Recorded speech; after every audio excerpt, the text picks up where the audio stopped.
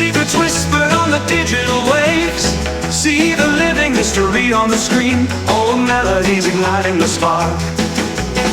Transported photos full of stories. Imagine a musical treasure that captures the Beatles at their most vulnerable, before they became the giants who revolutionized rock. Well, that treasure has just been unearthed by Rob Frith, owner of Neptune Records, a record store in Vancouver, Canada. He's found a rare reel-to-reel tape labeled Beatles 60s Demos that contains the quartet's January 1st, 1962 edition for DECCA Records, a test that, surprisingly, ended in rejection. The footage, which includes a snippet of Money, That's What I Want, was shared by Frith on Instagram, and the quality, he says, is surreal, offering a raw glimpse of John Lennon, Paul McCartney, George Harrison, and Pete Best before Ringo Starr arrived. The story of the tape is almost as fascinating as the Beatles themselves. Recorded on a hungover post-New Year's Eve day, after an exhausting 340 kilometers trip from Liverpool to London in the middle of a blizzard, the audition did not impress Decca executives. The set list,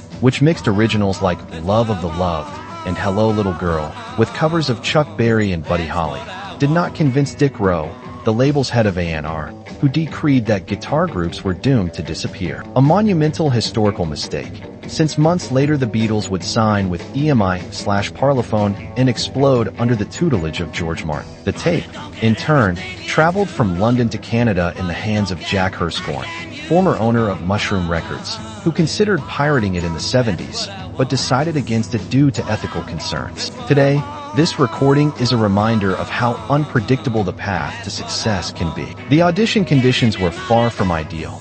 Pete Best, who would soon be replaced by Ringo Starr, did not seem up to the talent of the front trio, and the lateness of executive Mike Smith, who was enjoying a New Year's hangover, only worsened the mood. Still, the recording survived, stored for years until Frith realized it was a direct copy of the original master and not a simple bootleg. The discovery rekindles curiosity about the early days of the Fab Four and Decca's famous No, That, ironically, opened the doors for the Rolling Stones soon after. A piece of history that proves even the greatest geniuses have been underestimated. Like, share and subscribe to the channel, The Beatles Rarities.